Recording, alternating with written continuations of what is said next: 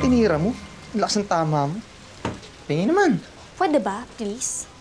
My life is literally falling apart. Wow, English. Ano bang ginagawa mo dito? Bakit hindi ka pa umalis? Don't tell me dito ka nakatira. Excuse me? Alam mo, kahit pilitin mo ako, hindi ako titira dito. Conservative ako, ah. Hoy, hindi ka makakaisa sa akin. The nerve! Umalis ka na nga! Teka. Oh, Bessie. Hindi ka na kinukulit ni Aling Tess. Bayad mo sa kanya. Hinihintay mo. Sige na, hunin mo na. Panamaya. Ano kapalit nito? Yak! Alam mo ikaw, yan na lang palagi yung gusto mo, no? Utang yan. Bayaran mo yan pag kumita ka na sa ihawan mo. Excuse me? Ihawan? Oo. Yun na nga lang pinagkakakitaan mo. Kinakaya mo pa. Ay, o siya. Diyan ka na. Alis na ako. Bayaran mo na lang yan pagka may extra ka. Bye.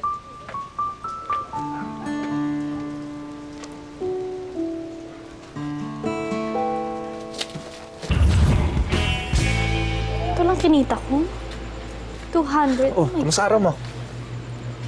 Ano bang benta? Walang benta. Bakit? Di ba paborito ng mga tao dito yung inihaw mo? Sa bukod sa masarap, bait pa yung nagtitinda. Kaya nga walang ibang nag-ihaw dito eh. Kasi tuwang-tuwa sila sa'yo.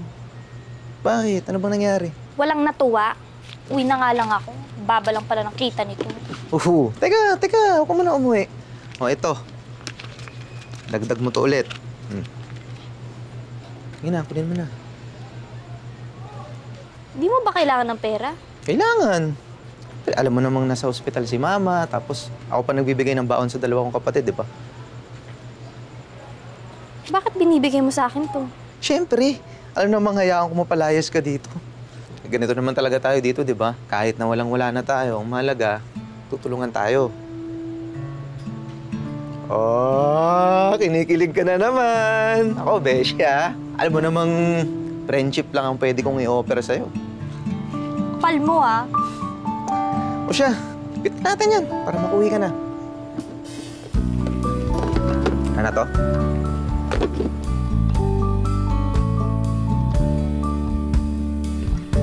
Okay na to. Pulido na yan. Pag may kailangan ka pa, magsabi ka lang. Salamat. Ito yung bayad. Ay, hindi. Hindi ako tumatanggap ng bayad. Mabuti pa siguro, itabi mo na lang yan.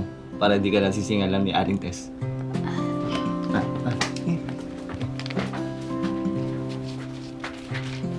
Babait pala ng mga tao dito, no? Oo naman, hindi ka pa nasanay. Hindi nila deserve mapaalis dito. Ano yun? Ha? Wala. Ayun naman yan! Siyempre, no? Oo, grabe subo na ito!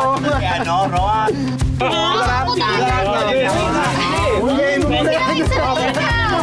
Kailan balik ka na? Ako, pangalawang drum na to. Kaya pala lang, ano na mga atin.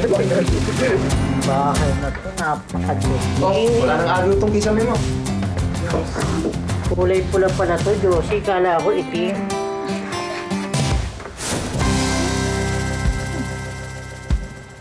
At saan mo naman nakuha ito, Aber? Sa paninda ko. Aling Tess naman. Kabayad na nga si Josie, kini-question mo pa. O siya, sige na.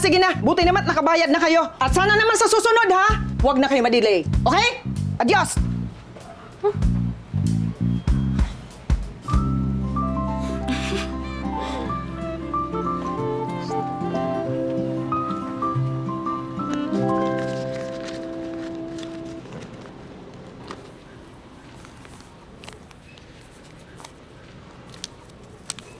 Oh, ba't nasa labas ka pa? Bibili lang sana ako ng makakain. Tuloy pala to. Oo. May nakabili na daw ng lupang to eh. Kaya pinapalayas na tayo dito. Hindi ko nga maintindihan. Tagal-tagal na natin dito. Lolo ko pa lang, dito na nakatira eh. May mga titulo ba kayo dito? Oo. Ay, hindi ko alam. Basta ang alam ko lang, hindi namin alam kung saan kami titira pag pinalis kami dito. Tsaka, nakakalungkot isipin. Wawatak-watak na tayong magkakapitbahay. So, saan ka pupunta? Ako? Uuwi kami nila nanay, tsaka ng dalawang kapatid sa Mulanay. Oh, bakit ka nalulungkot? Namimiss mo ako, no? Ako, Bessie, sinasabi ko sa'yo, ha? Hindi ka pwedeng magkagusto sa akin.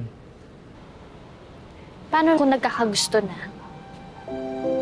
Mapipigilan mo pa ba?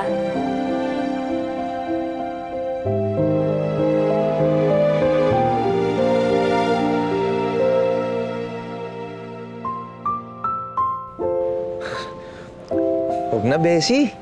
Tsaka di ba, sabi mo sa akin dati nung binasted mo ko, mas magandang ganito na lang tayo. Binasted kita? Oo! Ayan ka na naman, may amnesia ka na naman. Di ba nga nung nililigawan kita nung high school graduation, sabi mo sa akin, sayang friendship, tsaka magka-college ka pa. Eh, kaso namatay naman yung nanay mo nun. Hindi ka rin nakapag-college. Sorry, napaalala ko pa tuloy.